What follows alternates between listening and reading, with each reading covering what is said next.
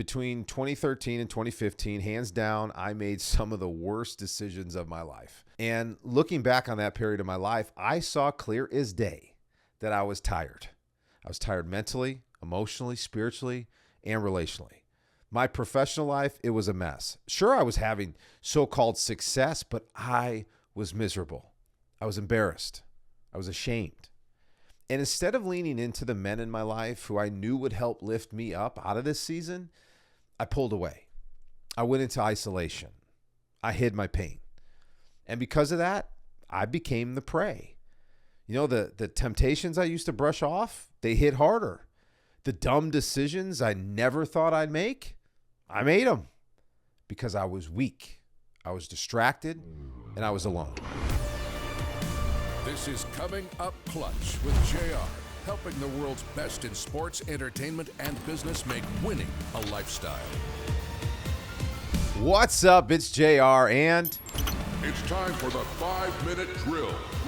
I call this segment of the show the 5-minute drill because I give you a strategy that will take no longer than 5 minutes to implement. This is a proven strategy to help you come up clutch more often in at least one area of your life, leading you to more wins and positioning you to maximize your success and significance.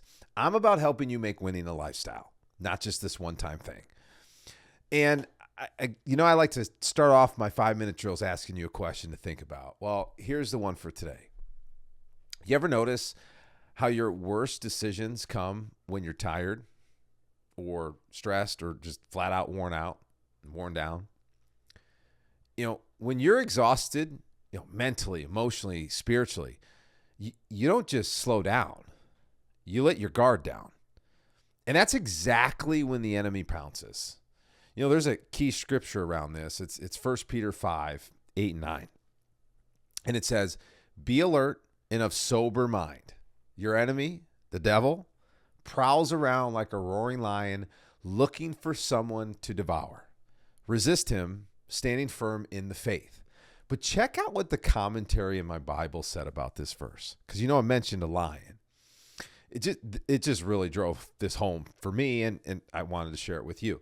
It said, "Lions attack sick, young, and straggling animals.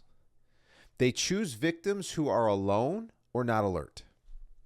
Peter warns us to watch out for Satan when we're suffering or being persecuted. When you're feeling alone, weak, helpless, and cut off, or when you're so focused on your troubles that you forget to watch for danger. That's when you're especially vulnerable. Whoa. When I read that, it was just like, oh boy, you're hitting something here. So here's my goal for this episode. By the end of this episode, you're going to know how to recognize your personal danger zone. Those moments when you're most vulnerable to bad decisions and temptation and spiritual attack. So you can defend against them before they devour you. And by the way, if you're a guy listening to this today, just a reminder that the application window for the Clutch Club, it's open.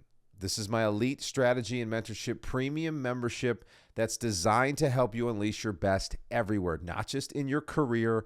I'm talking your home, your health, your marriage, everywhere. So if you want unprecedented access to world-class mentorship and training alongside a community of former athletes who cut through the BS and now compete as leaders and executives and entrepreneurs, if you want to feel unstoppable on whatever field of play you're on, then strike while the iron's hot and head on over to theclutchclub.com to check it out. A lot of amazing stuff happening inside this club. My club guys, they're going deeper with these strategies that I'm sharing with you on these podcast episodes, and it's helping them show up differently, especially when it matters most. So again, encourage you to go to theclutchclub.com and check it out. Trust me, you won't regret it. And before I forget, if you're empowered by the show and learning something, make sure you follow us on Apple Podcasts so you don't miss out when we drop new episodes. Just hit that purple plus on the top right-hand corner of the podcast app. When you do that, this podcast has the chance to get in the hands of more people that need it. So help someone out today and make sure you're following the show. And also, speaking of helping someone out, share today's episode. Play that hero to your family, friends, and teammates by giving them the link to this or sending them to comingupclutch.com. And when you go and post about this episode on social, make sure to tag me. All right, 5-minute drill. Let's get it. So this drill, just being transparent, it was born out of one of the darkest seasons of my life. Between 2013 and 2015, hands down, I made some of the worst decisions of my life. And looking back on that period of my life, I saw clear as day that I was tired. I was tired mentally, emotionally, spiritually, and relationally. My professional life, it was a mess. Sure, I was having so-called success, but I was miserable. I was embarrassed. I was ashamed. And instead of leaning into the men in my life who I knew would help lift me up out of this season, I pulled away. I went into isolation. I hid my pain. And because of that, I became the prey. You know, the temptations I used to brush off, they hit harder. The dumb decisions I never thought I'd make, I made them because I was weak. I was distracted and I was alone. JR, what do you mean you were alone? You had your wife, you had your kids, your extended family around you, tons of friends. You're right, I did. But just because you're surrounded by people doesn't mean you can't feel alone. I was alone because I chose isolation. And I didn't realize it at the time, but I was living exactly what Peter warned about in the verses that I just shared with you. And by the way, research backs this up. In the paper Sleep Deprivation and Decision Making, this was written by Harrison and Horn back in early 2000. They found that fatigued individuals tend to make riskier decisions and are less able to foresee negative consequences. So your prefrontal cortex, you know, the part of your brain responsible for impulse control and judgment, it essentially goes offline when you're exhausted. So whenever I hear someone tell me it's easier to go for the ice cream and binge, scroll on social media when it's late at night, well, now I know why. I know what's happening in the brain. You know, add chronic stress into the mix, and that pesky hormone cortisol, it floods your system. And what happens when you're exposed to cortisol for longer periods of time? Well, it impairs your memory, for starters. It also weakens your immune system. And here's the big one. It lowers your ability to regulate your emotions. Okay, JR, give me fourth grade English here. Give me the translation in fourth grade English. Here it is. You're not just tired. You're spiritually and neurologically exposed. Look at King David in the Bible. Again, one of my favorite characters in the Bible that I've studied. He's one of Israel's strongest warriors. I mean, he was said to be a man after God's own heart. He stayed back while his men went to war. What was happening? He was idle, he was alone, and he was distracted. And that's when he saw Bathsheba. And instead of resisting, David fell. And that one decision led to adultery, it led to deception, and it led to murder. All because a tired king stayed off the battlefield and let his guard down. This is why I always say the enemy doesn't need you to be evil. He just needs you to be exhausted. He doesn't need to tempt you when you're strong. Of course he doesn't tempt you when you're strong. You know you can't win. He just waits until you're isolated and unfocused. So my encouragement, stop believing the lie that strength means doing it all on your own. Real strength is knowing when to rest, knowing when to recharge, and knowing especially when to reach out. On that note, let's talk about the drill around this topic. Remember, my goal for you in this 5-minute drill is to help you recognize those moments when you're most vulnerable to bad decisions, most vulnerable to temptation, and most vulnerable to spiritual attack. So again, you can defend against them before they devour you. So step 1 on this drill, it's really know your danger zones. So my encouragement, take 1 to 2 minutes to identify the conditions or the situations or circumstances that make you most vulnerable to attack. This right here was a huge first step for me. And I'm telling you, it's going to be a huge first step for you too. One of those ones for me, just to give you an example, is post 8 o'clock at night. I'm up at 4 a.m. every day. So by 8 p.m., after a full day of working hard and parenting and coaching my kids and managing my clients' lives and all the emotions that come with that, I'm toast. I'm done. That's a danger zone for me. But now that I know that, I could put some reinforcements in. And speaking of reinforcements, let's talk step 2. Step 2 is about scheduling daily check-ins with yourself. These are just moments to pause and reflect and reconnect. In other words, this is your time to slow the heck down. See how you're feeling. See where you're exposed. Literally, it will take you 1 minute to schedule these recurring check-ins. So do it. Because the first piece of pushback I get with this step is, well, JR, I don't have time to just, journal and reflect. And this. Listen, if you just set a 1 minute timer just to check in, scan your mind, scan your heart, scan your body, see where you're at. Dude, again, we're talking 60 seconds here. We're not talking 15 minutes. Then the last step in this drill, and this one, they're all important steps, but this one I found, especially if you're a man listening to this episode today,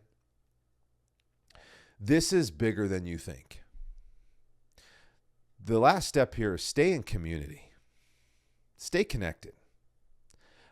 Again, isolation is your enemy's favorite setup. It's his favorite setup. And look, this can be 1 or 2 go-tos. That could be your community. I have my peer groups and I have my masterminds, sure, but I don't share everything with them. I have 3 go-tos that are my ride or dies that I could call for anything. I call them when I want to celebrate a win or when I feel like I just lost. Bottom line, stay connected though. Stay connected. Whether it's 1, 2, 3, 4, I don't care. Stay connected. Look, tackling step 1 and step 2 of this drill, that's great. It's amazing. You're going to make significant progress. But if you don't have anyone to support you, those 2 steps won't matter. And like my good friend, Dr. Darius Daniels always says, you can't be your best self by yourself.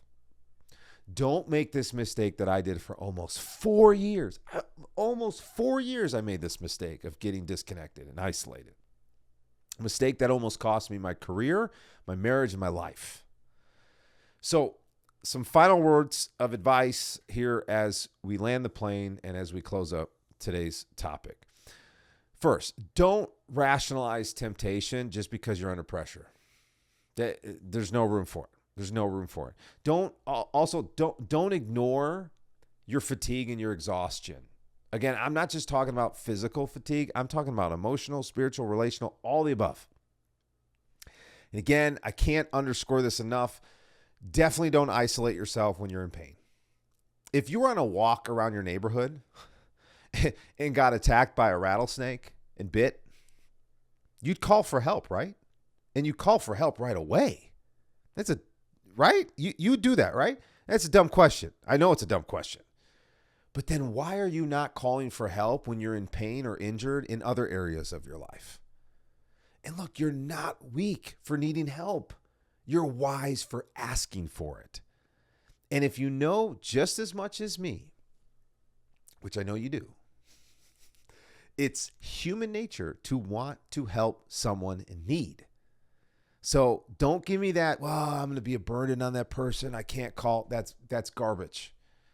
We want to help. If a friend, I just had a friend call me not too long ago, and he's like just pouring out stuff to me. And you know what I said to him? I said, man, I'm so glad you called me to share this with me. And you know what his response was? He's like, man, I just, I didn't want to be a burden on you. I'm like, dude, are you kidding me? I answered the phone. I asked. That's not being a burden. That's just called being a friend. So find those people and stay connected to them. So just to recap this drill, remember, know your danger zone. Step 1, those conditions or circumstances or situations that make you most vulnerable to attack. Step 2, schedule daily check-ins with yourself. Again, these are just moments to pause and reflect and reconnect. And then step 3, stay in community. Again, isolation is your enemy.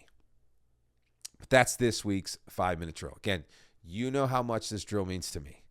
These steps, man, they save me, they save my marriage, they save my life. And most importantly, they keep me playing offense. They keep me alert, and they keep me ready for attack, which that verse in 1 Peter talks about. So I know they're going to do the same for you. All right. Now, again, to get you momentum with this drill, my encouragement to you, again, takes 30 to 60 seconds right after this episode to visualize yourself executing this drill, identifying those danger zones, scheduling your check-ins, staying connected with at least 1 or 2 battle buddies. Just close your eyes, see yourself doing it successfully. See it, feel it, own it. Lock this in before the day gets away from you. Again, visualization is just a huge strategy to help prime your nervous system and help you improve your follow-through with any of these drills and strategies. And like I mentioned before today's episode, if you're a guy who's looking to come up clutch more often for your family, for your team, then head on over to theclutchclub.com and check out what I have for you. Trust me, you won't regret it. Until then, don't forget, winning isn't a result, it's a lifestyle. So keep pursuing that life of champions. This episode is over. Get more No BS content to help you master your mind, body, and relationships by hitting subscribe. This is Coming Up Clutch with JR. Thanks for listening.